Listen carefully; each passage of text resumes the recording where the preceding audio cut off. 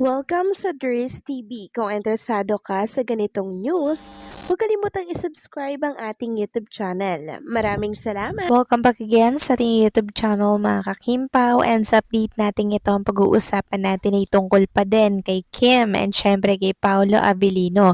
So ang pag-uusapan natin sa update na to ay panibagong topic na naman tungkol nga po dito sa tummy ni Chinita Princess dahil meron tayong panibagong picture na nakita po sa social media at syempre ibabahagi ko po yan sa inyo.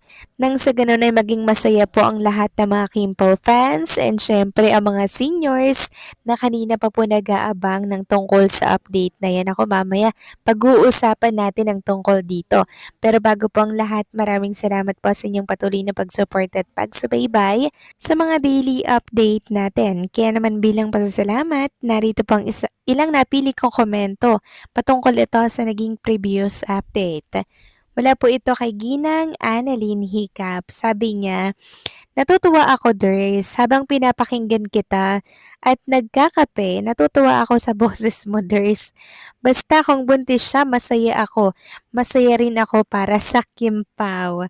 Sabi naman po ni Ginang Emelita Mercado, okay lang kasi talaga namang gusto din natin na magpapilya na sila. Ngayon palang excited na ako. Parang nakakabigla din yung sinabi ni Darren kanina. Nakatingin siya sa tiyan ni Bong kung babae or lalaki daw. Napatingin si Kim sa kanya. Minsan si Darren mga jokes niya totoo. Baka si Kim ang pinaparinggan niya. Happy ang lahat kung totoo na buntis si Kim. Nako, sana totoo na nga po ito, Ginang Emelita Mercado and Ginang Annalyn Hiccup, no? Ang dami po nating mga nakikita na i-connect the dot na lang po natin. Tapos ang kasagutan is iisa ang resulta. 'Di ba? Kaya sana po talaga ay mangyari na po ito or nangyari na ba talaga mga kakimpaw? Kasi isa po talaga ako sa milyon-milyon na excited po sa pagbubuntis na yan. Kasi meron akong panibagong picture mga kakimpaw na ipapakita po sa inyo mamaya.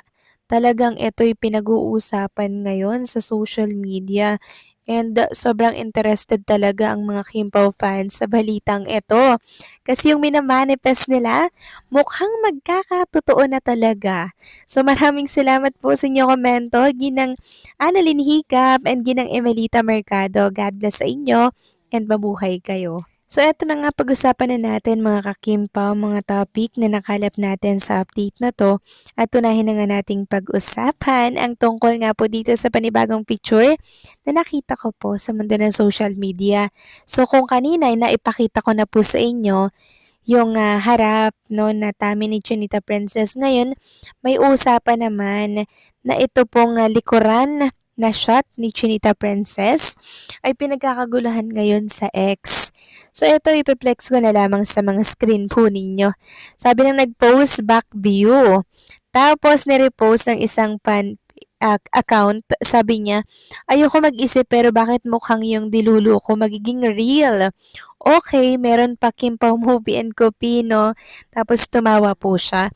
So tingnan niyo po yung back view ni Chinita Princess. Kayo na lang pong bahalang humusga mga kakimpaw.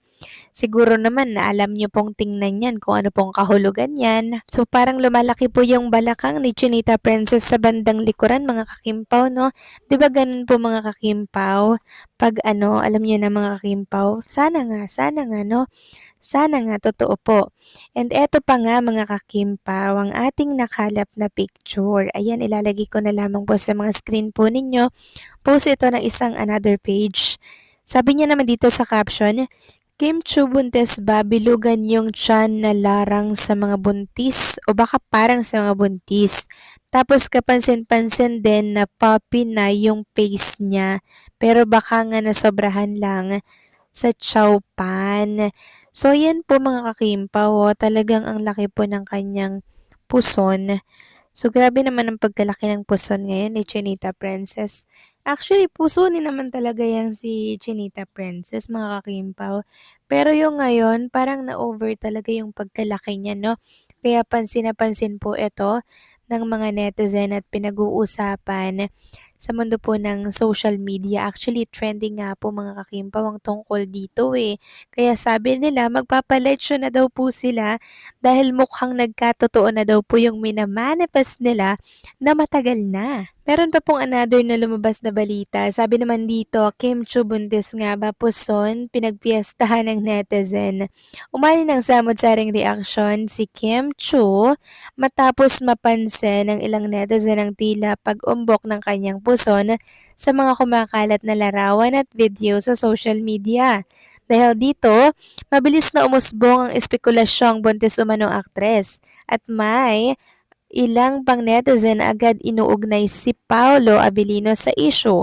Gayunman, may mga Kimpaw ding dumepensa kay Kim at nagsabing posibleng busog lang siya o kaya tumaba ng konti kaya nagmukhang malaki ang kanyang puson. Hanggang ngayon, nananatiling tikom ang bibig ng aktres at wala pa siyang inilalabas na pahayag tungkol sa kumakalat na usapan. So ayan mga kakimpaw, tahimik pa rin si Chinita Princess at hindi niya nga po nililinaw ang usaping yan. Kaya naman nagsasanga-sanga po mga kakimpaw ang mga balita, 'di ba? At ang mga espekulasyon at hula ng mga netizen dito po sa social media. Kalakip ng post na yan ng Bulgar mga kakimpaw ay ang picture naman ni Chinita Princess. Kuha po nung nakaraang taon para po ito sa Christmas Station ID na kung saan ay nag-viral din nga po si Chinita Princess dahil sa malaking puso nito. So talagang pusunin lang siguro itong si Chinita Princess. Lumaki lang talaga ngayon kasi nga po tumaba po siya. Kasi nga food is life mga kakimpaw. Pero syempre, minamanifest natin na totoo po ang mga kumakalat sa social media, di ba? Kasi sabi ko nga, nasa tamang edad na si Chinita Princess para po dito. Yung edad nga pong yan, 36 is dapat may asawa ka na, dapat may anak ka na, 'di ba? So si Kim is overqualified na mga kakimpaw dyan. Kaya kung siya man nga ay may katotohanan itong mga nababalitaan natin, dapat tayong magsaya. Tapos ang ama mga kakimpaw, sino pa ba, 'di ba? Wala naman tayong ibang nakikitang kasama or nakakasama ni Chinita Princess na iba kundi si Paula Avellino lang. Mapa sa ibang bansa, si Paolo po lagi ang kasama ni Chinita Princess. Kaya hindi na po tayo mag-iisip ng iba kung sino ba ang ama kung sakali man na meron nga po yung laman. Pero for sure, baka bilbil lang yan mga kakimpaw. Bilbil, puson, or ano, 'di ba? Alin man yan dyan. So, intayin natin yung pahayag ni Chinita Princess kung ito ba ay may katotohanan or hindi. Kayo ba mga kakimpaw? Ano masasabi ninyo sa mga picture na pinakita ko po sa inyo? Please comment down below at huwag niyo kalilimutang i-like ang video na to.